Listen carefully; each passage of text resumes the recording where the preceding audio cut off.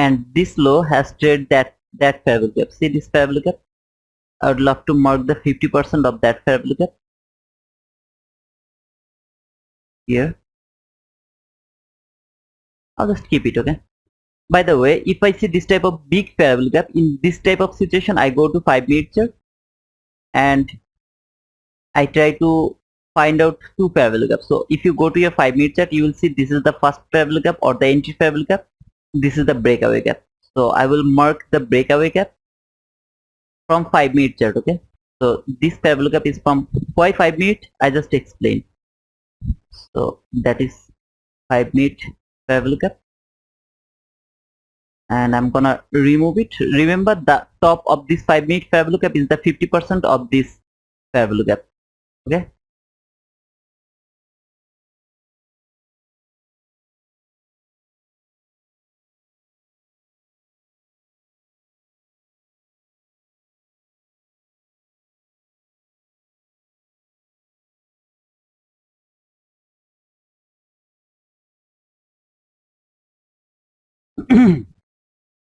I loved your lecture.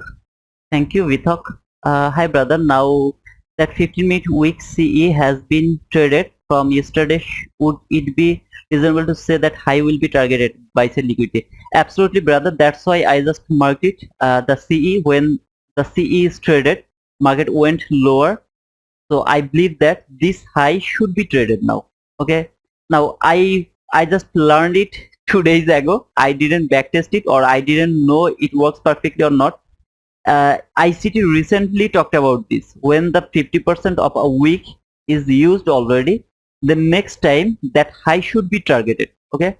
So thank you, Ravi. But as I told you, I just learned it 2 to 3 days ago from ICT's recent live. So I didn't know anything. I mean, I didn't. I don't know. Okay, I didn't see this like that way. But as ICT told, so that high should be triggered now. Now it's a clean buy side liquidity. This is how you can actually mark the single swing high as your target, as your buy side liquidity. Okay, single swing high. This is how you can mark. Now again, I'm telling you again one more time. I really don't know if it works or not, like something like that. Okay. So it's 2 minutes left for NFP. We will see. Okay, lottery time. Yeah, let's see. Let's see if we can win the lottery or not.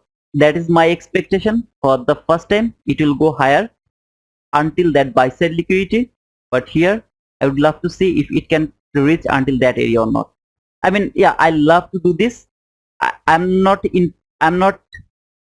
uh, I'm not offering you to take this entry, to be honest. I would love to see that if it works or not. I love to feel the market, and this is how I feel. Okay, so I hope you'll understand. The mid of 50-minute fair value gap is also constant encroachment of 4-hour candle wicks. Okay, Nomi, thank you, brother, but I actually don't go to 4-hour chart. I'm sorry for that. Okay, clear, brother, understood and noted. Thank you, man. So let's see. Just 2 minutes left for NFP. If we are right or we are absolutely wrong, we will see that. Okay.